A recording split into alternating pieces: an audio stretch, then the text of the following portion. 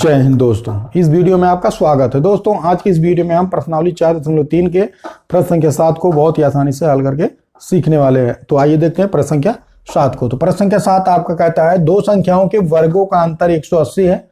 छोटी संख्या का वर्ग बड़ी संख्या का 8 गुना है। दोनों संख्याएं ज्ञात कीजिए। ठीक है, तो सबसे पहले आपको क्या करना है, सवाल को देखकर ध्यानपूर्वक पढ़ना है। उसके बाद सवाल के शर्तानुसार आपको एक द्विघात समीकरण बनाना है।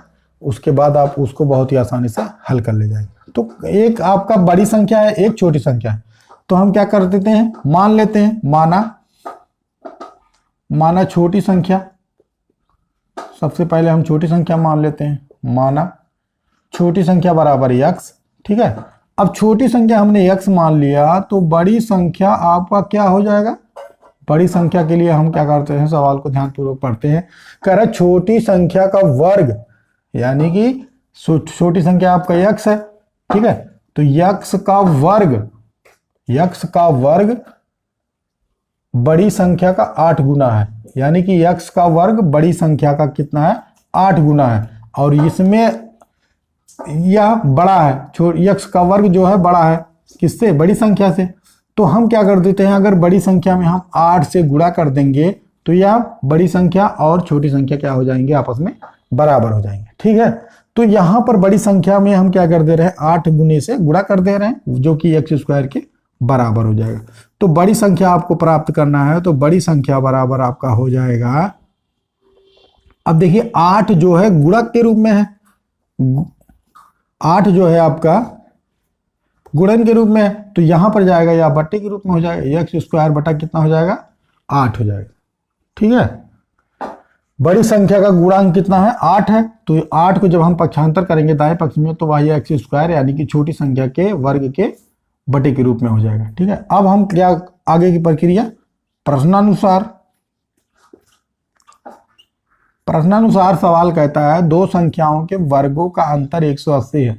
यानी कि बड़ी संख्या आपको मिल गया x स्क्वायर बटा 8 और छोटी संख्या मिल गया x, और इनका वर्गों का अंतर 180 है। ठीक है, लिख लो, बड़ी संख्या का वर्ग माइनस, अंतर का मतलब क्या होता है, घटाव होता है, माइनस छोटी संख्या का वर्ग बराबर 180। ठीक है, बड़ी संख्या है आपका x स्क्वायर बटा 8 माइनस x। ठीक है, इसका वर्ग और छोटी संख्या का वर्ग बराबर कितना, 180। सवाल कहता है दो संख्याओं के वर्गों का अंतर 180 है। यानी कि बड़ी संख्या का वर्ग माइनस छोटी संख्या का वर्ग बराबर 180। ठीक है, अब इसको हल करेंगे तो गुणांक में आपको क्या होता है, घात जुड़ जाता है, तो हो जाएगा x की घाते 4 बटा 8 64। कैसे, देखिए x स्क्वायर बटा 8 है, इसका अगर वर्ग है, ठीक है, अगर मान लीजिए x का वर्ग है तो इसको हम लिख सकते हैं x गुणे x। तो यहां पर देखिए इसका वर्ग है और इसका भी वर्ग है। ठीक है, तो यह हो जाएगा x स्क्वायर गुणे x स्क्वायर बटा 8 गुणे 8। ठीक है, तो यह गुणा में क्या हो जाता है, घात जुड़ जाएगा, तो x की घाते कितना हो जाएगा, 4 बटा 8 64। वही आपको यहाँ पर क्या हुआ है, प्राप्त हुआ है। माइनस x का वर्ग है तो जाहिर बात है x स्क्वायर हो जाएगा बराबर कितना, 180। ठीक है, x की घाते 4 बटा 64 माइनस x स्क्वायर बराबर 180 आपको मिल गया। अब आगे अगर आप देखेंगे बाएं पक्ष को, तो बाएं पक्ष में आपको मिल रहा है भिन्नों का घटाव मिल रहा है। ठीक है, तो इसको हम क्या कर देते हैं, लासा लेकर लगाते हैं। x की घाते 4 बटा 64, x की घाते 4 बटा 64 माइनस x स्क्वायर बराबर 180। ठीक है, 64 को लासा ले लेंगे, जब लासा ले लिए तो आपका बचेगा x की घाते 4 माइनस 64 का गुणा x स्क्वायर में हो जाएगा तो कितना हो जाएगा, 64 x स्क्वायर बराबर 180। ठीक है, अब 180 को हम बटा 1 कर सकते हैं, तिर्यक गुणा करेंगे। और आपको पता है 1 का गुणा x की घाते 4 माइनस 64 x स्क्वायर में करेंगे तो वही संख्या आपको प्राप्त होता है, क्योंकि एक का नियम कहता है किसी भी संख्या में अगर हम 1 से गुणा करते हैं तो हमको वही संख्या प्राप्त होती है। ठीक है, तो हो जाएगा x की घाते 4 माइनस 64 x स्क्वायर बराबर, अब 64 का गुणा 180 में करेंगे, यानी कि 180 गुणे 64 करेंगे तो यहाँ आपको प्राप्त हो जाएगा x की घाते 4 माइनस 64 यक्स स्क्वायर बराबर, इसका गुणा कर देंगे 4 अठे 32, ठीक है, और 4 एक अन्य 4, 3 7, 6 अठे 48,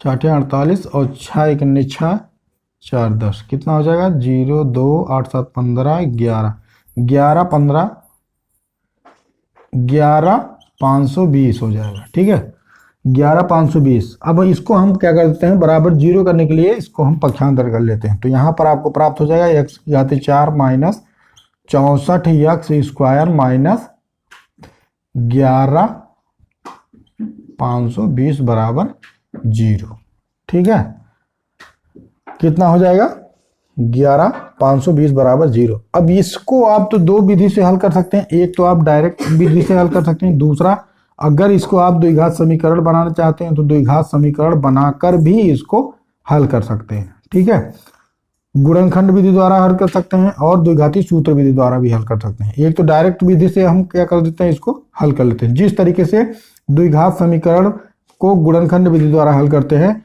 उसी तरीके से हम इसको क्या कर देते हैं, डायरेक्ट हल कर लेते हैं।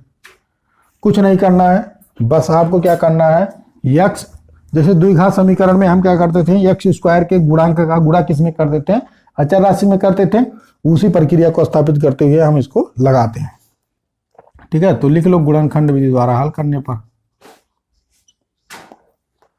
गुणनखंड विधि द्वारा हल करने पर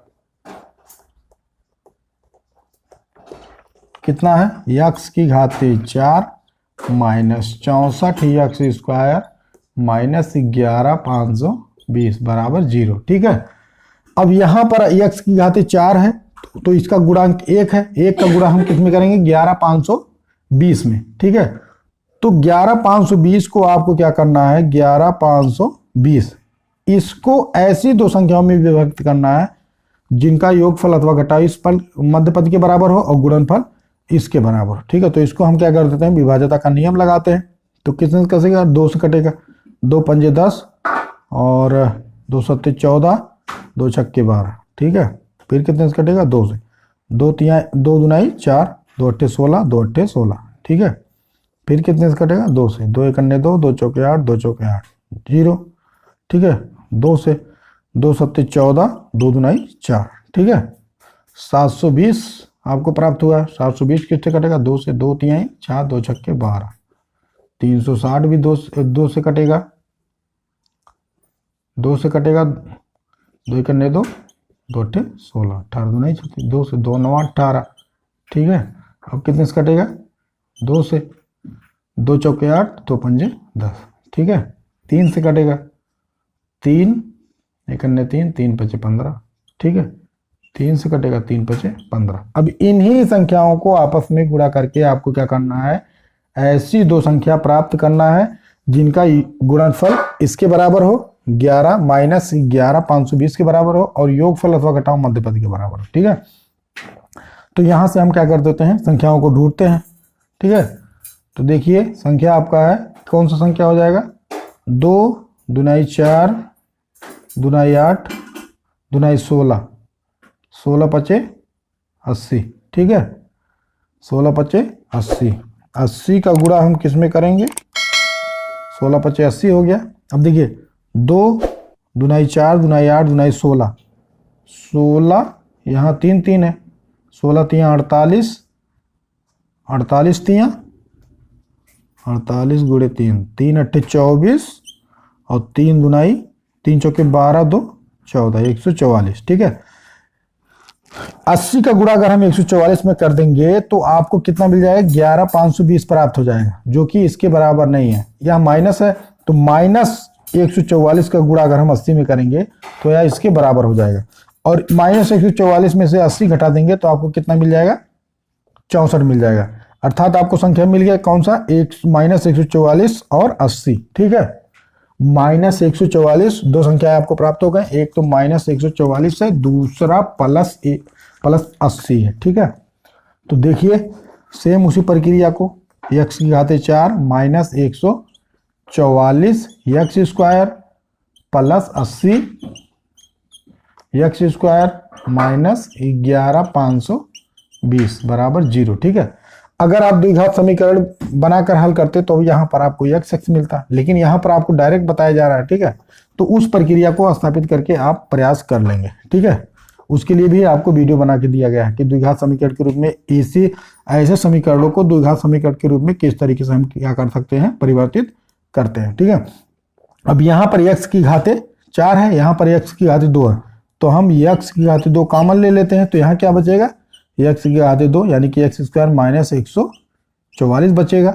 ठीक है, अब प्लस यहाँ पर 80 हम कॉमन ले लेते हैं, यहाँ बचेगा अब x स्क्वायर माइनस 144। ठीक है, बराबर 0।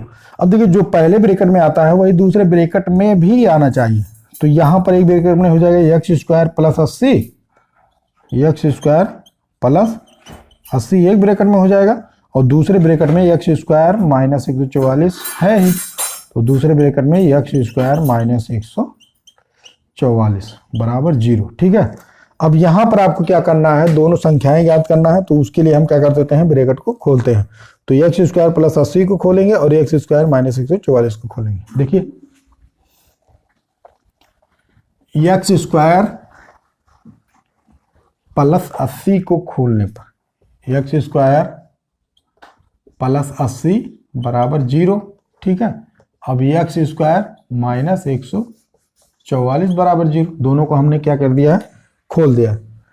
तो यहां पर x स्क्वायर है, x स्क्वायर बराबर हो जाएगा माइनस 80 हो जाएगा, क्योंकि यहां प्लस में है तो इधर जाएगा क्या हो जाएगा, माइनस हो जाएगा, जो कि यह क्या होता है आपका, इसका प्रयोग नहीं होता है। ठीक है, अगर इसका हम x स्क्वायर है, इसको अगर यहां पर करेंगे तो यह माइनस 80 अंडर रूट माइनस 80 हो जाएगा, जो कि अपरिभाषित होता है। ठीक है, यहां पर आपका x स्क्वायर बराबर कितना हो जाएगा, 144, माइनस में है तो प्लस में हो जाएगा, तो x बराबर हो जाएगा अंडर रूट 144, और आपको पता है कि x बराबर कितना हो जाएगा, 12 गुणे 12, 12 पर हम 144, तो x बराबर हो जाएगा प्लस माइनस 12। ठीक है, तो यहां से अगर आप ध्यान देंगे तो आपको क्या मिल रहा है, प्लस माइनस 12 मिल रहा है, तो इसी में से हम क्या करते हैं, एक बार प्लस चिन्ह लेते हैं, एक बार माइनस चिन्ह लेते हैं। ठीक है, लिख लो,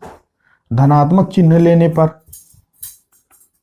धनात्मक चिन्ह लेने पर, जब धनात्मक चिन्ह लेंगे यानी कि प्लस 12, तब छोटी संख्या बराबर हो जाएगा आपका 12, जब हमने धनात्मक चिन्ह लिया है। ठीक है, तो बड़ी संख्या बराबर आपका कितना हो जाएगा, बड़ी संख्या है आपका x स्क्वायर बटा 8। ठीक है, तो x स्क्वायर यानी कि 12 पर 144 बटा 8। ठीक है, तो बड़ी संख्या आपका कितना हो जाएगा, 8 से भाग करेंगे, 8 एकन्ने 8। ठीक है, 8 छः 14, 8 अठाई 64। ठीक है, एक छोटी संख्या आपका 12 हो गया और बड़ी संख्या आपका कितना हो गया, 18 हो गया। यह तो है धनात्मक चिन्ह लेने पर। ठीक है, यहां पर हम क्या कर देते हैं, ऋणात्मक चिन्ह लेने पर। दो प्रकार का आंसर यहां पर आपको प्राप्त हो रहा है। ऋणात्मक चिन्ह लेने पर, जब ऋणात्मक चिन्ह लेंगे तो यहां पर आपका हो जाएगा छोटी संख्या बराबर